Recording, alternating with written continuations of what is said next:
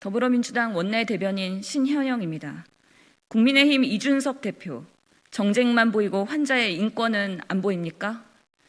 국민의힘 이준석 대표의 여동생이 최근 고발을 당했습니다. 의사로서 환자의 비밀을 누설한 혐의입니다. 이 사건에서 이준석 대표 본인도 자유로울 수는 없습니다. 누설했다고 하는 그 비밀을 이준석 대표가 한 인터넷 방송에서 대중에게 공개했기 때문입니다. 해당 환자는 이재명 경기도지사의 친형 고 이재선 씨입니다. 정신과 치료 중에 이 대표의 동생에게 털어놓은 사생활과 속내, 개인적인 문자 내용 등이 정쟁의 목적으로 출연자의 방송 소재로 공개되고 말았던 것입니다. 이준석 대표는 법적으로 문제가 없다고 말합니다. 물론 위법 여부는 사법기관에서 판단해야 할 문제입니다. 그러나 의료윤리의 관점에서 보면 다릅니다. 이번 사건은 환자와 의사 간의 신뢰가 얼마나 중요한 것인지를 관가한 의료윤리를 무시한 행태라고 밖에 할 수 없습니다. 의사윤리지침 17조에는 의사는 그 직무상 알게 된 환자의 비밀을 보호하여야 한다라는 환자 비밀 보호의 조항이 있습니다.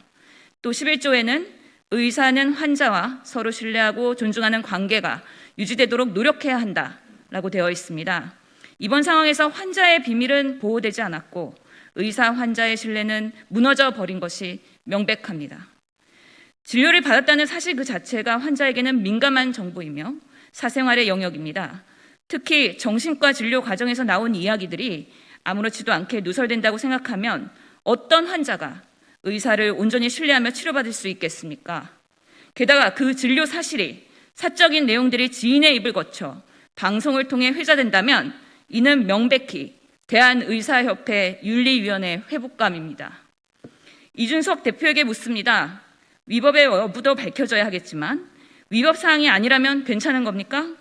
어떤 생각으로 환자 인권 보호의 의무를 정치의 영역으로 끌고 들어와 법적으로 문제없다는 말을 할 수 있는지 도무지 이해가 되지 않습니다.